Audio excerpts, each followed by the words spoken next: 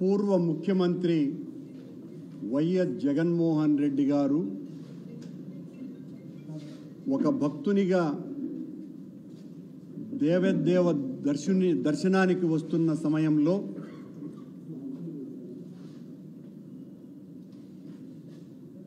దేవదేవుణ్ణి దర్శించటానికి అడుగడుగున ఆటంకాలు కలిగిస్తున్నటువంటి విషయం లోక విదితం.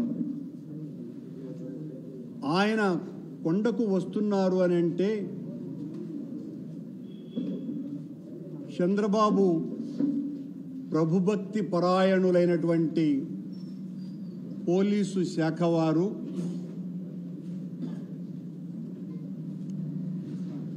థర్టీ యాక్ట్ అమలు చేస్తున్నామని చెబుతూ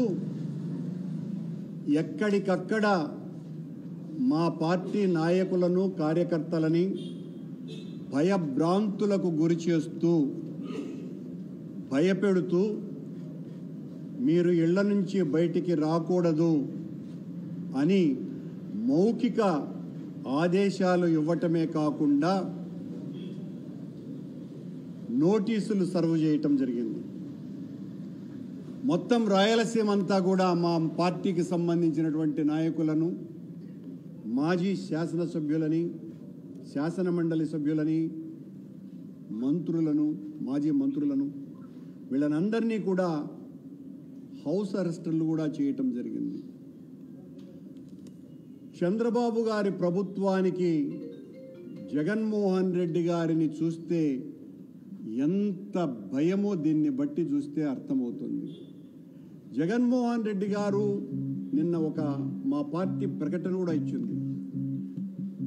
భగవంతుణ్ణి దర్శించుకొని ఏ ఆర్భాటాలు లేకుండా తిరిగి వెళతారు ప్రార్థనలు చేసి పూజలు చేసేనని.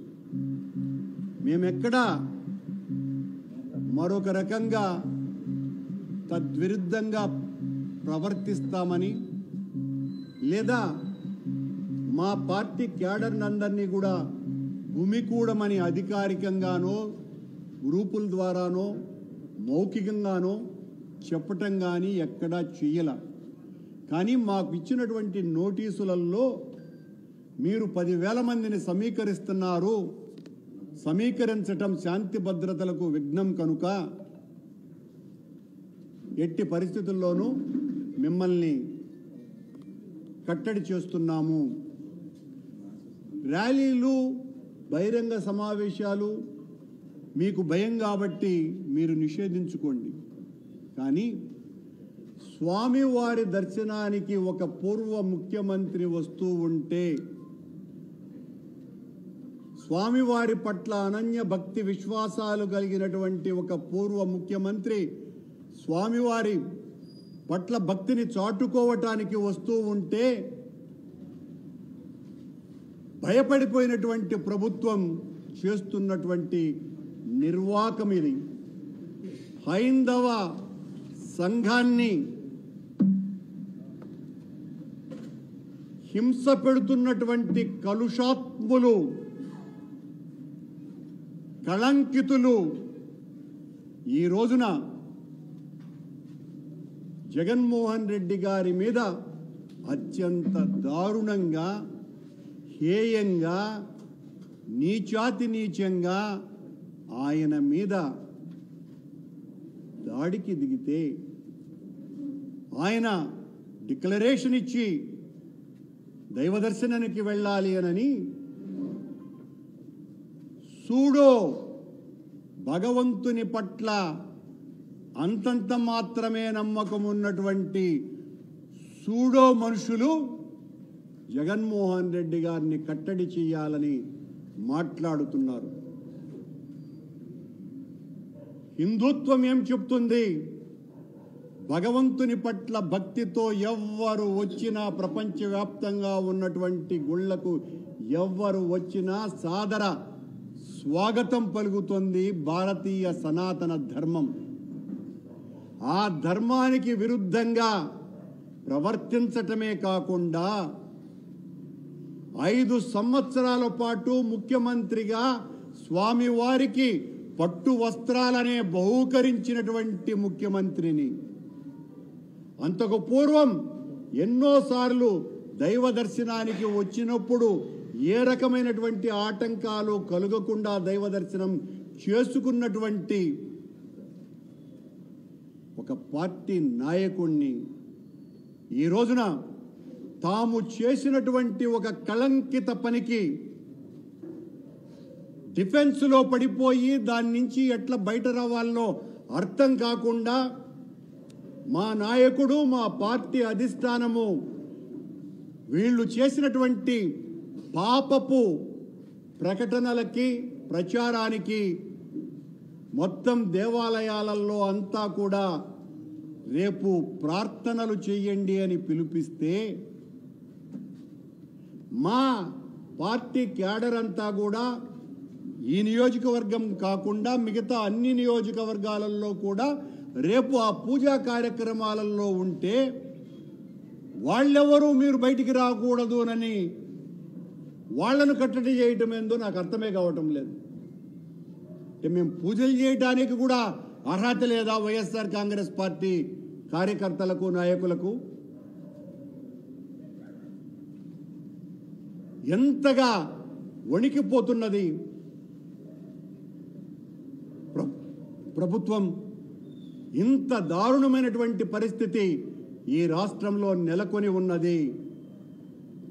ఈ రోజున జగన్మోహన్ రెడ్డి గారికి ఎవరు స్వాగతం పలకకూడదని, ఎవరు ఆయన వెనక రాకూడదని, ఆయన వెనక ఎవరు లేరని చెప్పటానికే ఈ కుట్ర తప్ప మరొకటి కాదు. జగన్మోహన్ రెడ్డి ప్రజా రంజక నాయకుడు, 40% పైగా ఓట్లు తెచ్చుకున్నటువంటి నాయకుడు, పేద ప్రజల పక్షాన నిలబడి పోరాడినటువంటి వ్యక్తి చంద్రబాబు గారు. మీరు ఈ రకంగా మా కార్యకర్తలని నాయకులని భయపెట్టాలని చూస్తే భయపడే వాళ్ళెవ్వరూ కూడా లేరు. పేద ప్రజల పక్షాన నిలబడేటువంటి మేం, అలజడి మా జీవితం, ఆందోళన మా ఊపిరి, తిరుగుబాటు మా వేదాంతం. నీ పాశవిక విధానాలను నిరంతరం వ్యతిరేకిస్తూనే ఉంటాం. మీరు ఎంత నిర్బంధానికి మమ్మల్ని గురి చేస్తే అంతగా పైకి లేస్తాం.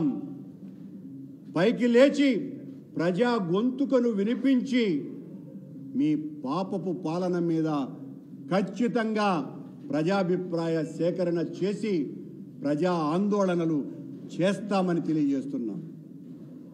ఒక అబద్ధాన్ని నిజం చేయటానికి మీరు ఎంతకైనా తెగించటానికి కూడా సిద్ధపడతారు. చంద్రబాబు నాయుడు గారు, ఇకనైనా ఆపండి. వేదమూర్తి ప్రసాదం మీద 1000 నాల్కలతో మాట్లాడకండి. వేదమూర్తి ప్రసాదం మీద 1000 నాల్కలతో మాట్లాడకండి. వ్యక్తిగత రాజకీయాలలోకి శక్తిమూర్తిని తీసుకురాకండి. చాలా పాపం చేశారు. మీరు ఒక మాట మాట్లాడతారు, మీ కూటమి సభ్యుడైనటువంటి పవన్ కళ్యాణ్ గారు మరొక మాట మాట్లాడతారు. మొన్నేమో ఆయన దుర్గగుడి మెట్లు ఊడుస్తూ మమ్మల్ని అననారటువంటి మాటలు మాట్లాడి హైందవ ధర్మానికంతా కూడా, సనాతన ధర్మానికంతా మేమంతా కూడా చాలా వ్యతిరేకంగా పనిచేస్తున్నామని, ఆయన ఒక్కడే హైందవ ధ్వజస్తంభమని, సనాతన ధర్మపీఠ లక్ష్యమే తన ధ్యేయంగా అని పెద్ద మాటలన్నీ కూడా యాక్షన్ చేస్తూ మాట్లాడినాడు. నిన్న మళ్ళీ వెంకటేశ్వర స్వామి దర్శనానికి వస్తున్నారు, ఆయన దర్శనానికి వస్తున్నారు కాబట్టి ఆయనకు అనుమతి ఇవ్వటం, ఇవన్నీ కూడా సాదాసీదగా జరిగిపోవటం మంచిది అని సన్నాయి నొక్కులు నొక్కినారు. చంద్రబాబు గారి అనుంగు శిష్యులేమో నిన్ను రానివ్వము అని భీకర ప్రతిజ్ఞలు చేస్తున్నారు. మరొక కూటమిలో ఉన్నటువంటి బీజేపీ వాళ్ళేమో నువ్వు వస్తే అడ్డుకుంటాం, అలిపిరిలోనే నిన్ను నిలేస్తాం అని, మేమే హిందువులం, ఇంకెవ్వరూ కూడా హిందువులు కాదు, హిందువులు అయినటువంటి మేము నిన్ను ప్రతిఘటిస్తాం, నిన్ను పైకి రానివ్వమనని వాళ్ళు భీష్మ ప్రతిజ్ఞలు చేస్తున్నారు. ఈ తిరుపతి బీజేపీ నాయకులు లేదా